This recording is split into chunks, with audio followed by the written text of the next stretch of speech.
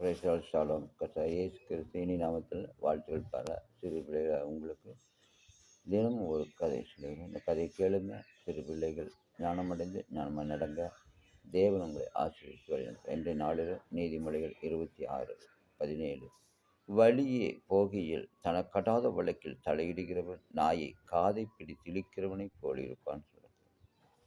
என்ன பண்ணுறாங்க? சரி, நீங்கள் என்ன பண்ணுறீங்க? ஸ்கூலுக்கு போகிறப்ப என்ன பண்ணுறீங்க? அமைதியாக போகிறீங்களா? சிறு பிள்ளைகள் அப்படி போக மாட்டாங்க. போகிறப்ப நாய் படிச்சது தான் கழுத்துக்கு போடுறது. அது எழுந்து கால் சில நாய் என்ன பண்ணும், எழுந்து கடிக்க ஆரம்பிச்சிடும். அப்போ என்ன பண்ணுவீங்க நீங்கள்?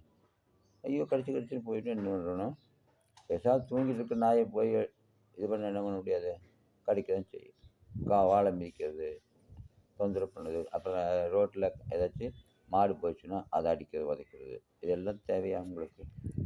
மாடு உங்களுக்கு துரத்திட்டு வரும். அப்போ நீங்கள் அழுதுட்டு ஐயோ கஷ்டப்படுறோம். எதுக்கு கஷ்டப்படணும்? அதுக்கு நீங்கள் பேச உங்கள் வேலையில் போயிருங்க. நீங்கள் எப்படி போகிறீங்களோ அப்படியே போயிட்டுருங்க. ஆண்டவர் உங்களை ஆசீர்வதிப்பார். இது தேவையில்லாத வேலைக்கு போகிறீங்க. போகிறப்ப நம்ம ஸ்கூல் அதோடு நிறுத்திக்கணும். ஆனால் அப்படி இல்லாமல் ரோட்டில் போகிறதில்ல திட்டுறது, பண்ணுறது, கல் எடுத்து அடிக்கிறது, அப்புறம் ரோட்டில் போகிறப்ப அந்த செடி பிக்கிறது, இதே பண்ணிட்டுருக்கீங்க. அப்போ அது நாளைக்கு ஏதாச்சும் பிரச்சனை முடியும் உங்களுக்கு வரும். அதனால் சில நேரத்தில் என்ன பண்ணுங்க, ஆண்டவர் உங்களுக்கு நல்ல ஞானத்தை கொடுத்துருக்காரு. ஞானப்படி நடக்கணும்.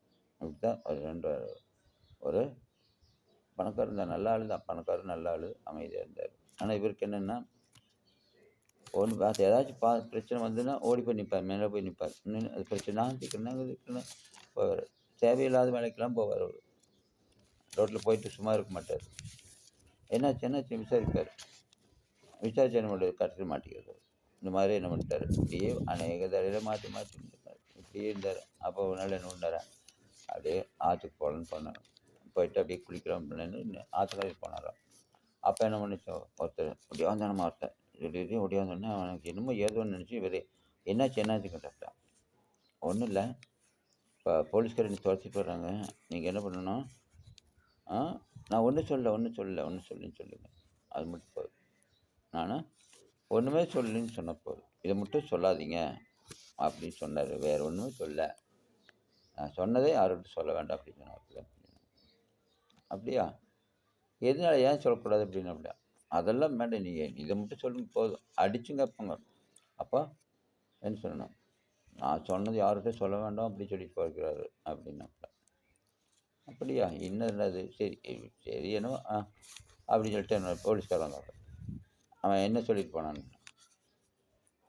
உங்கள்கிட்ட எதுவும் சொல்லக்கூடாதுன்னு சொன்னாப்புல அப்படின்னா.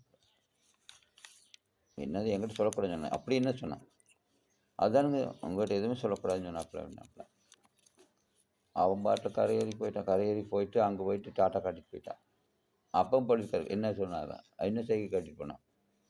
இதுதானே சொன்னானுங்க, உங்கள்கிட்ட நான் சொன்னது எதுவுமே சொல்லக்கூடாதுன்னு சொல்லிட்டாருங்க அப்படின்னாப்புல. அதான் என்ன சொன்னான்? இப்படி சொல்லி அவனுக்கு போலீஸ்காரன் டென்ஷன் ஆகி, சரி இவன் சரி வர மாட்டான்னு போய் ஜெயிலுக்கு பிடிச்சி போயிட்டாங்க. அங்கே போய் அடிக்க போலீஸ் ஸ்டேஷன் கேட்டாலும் அப்போ இதே சொல்லணுமா? நீதிபதி முன்னாலும் சொல்கிறாரா?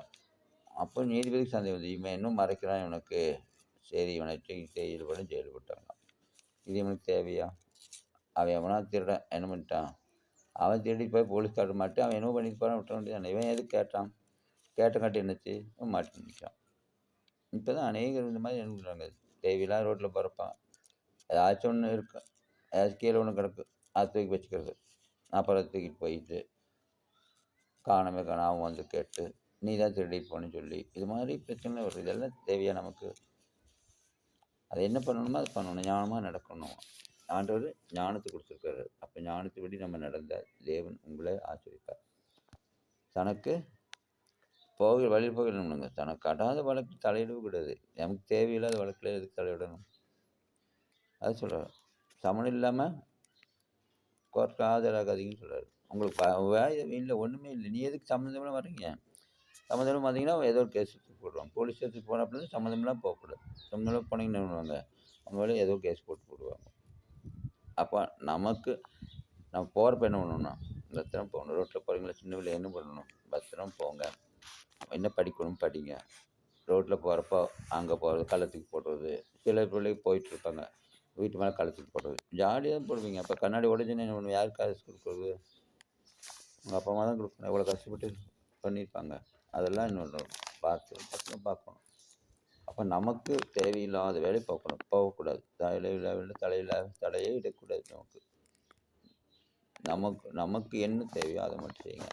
தேவையில்லாத வழக்குல எதுவும் தலையிட்டு நம்ம நஷ்டமடையக்கூடாது. அப்போ உங்களை தேவன் என்ன எதுக்கு அழைத்திருக்கிறாரு? ஸ்கூலுக்கு போணுன்னா ஸ்கூலுக்கு போங்க. அதோடு நிறுத்திக்கங்க. வேற எந்த வேலையும் செய்யாதீங்க. அப்போ ஆண்டவர் உங்களை ஆசீர்வதிப்பார். நல்ல படிப்பு ஞானத்தை தருவார். எல்லாத்தையும் செய்வார். நமக்கு தேவையில்லாத வழக்குல தலையிடக்கூடாது. அதனால் ஏற்படும் துன்பத்தை அனுபவிக்கிறதுக்கு எதுக்கு தேவையில்லாமல் அனுபவிக்கணும்? அப்போ என்ன பண்ணணும் நீங்கள்? அதிலிருந்து விடுதலை பெறணும். மக்கள் நீங்கள் ஜாக்கிரதை இருங்க. ஜாக்கிரதை ரோட்டில் போங்க. தனக்கு அறாத வழக்கில் தலையிடாமல் இருங்க. கர்த்தர் உங்களை ஆசீர்வதித்து சகல நன்மையால் நிரப்புவாராக. ஆமென்.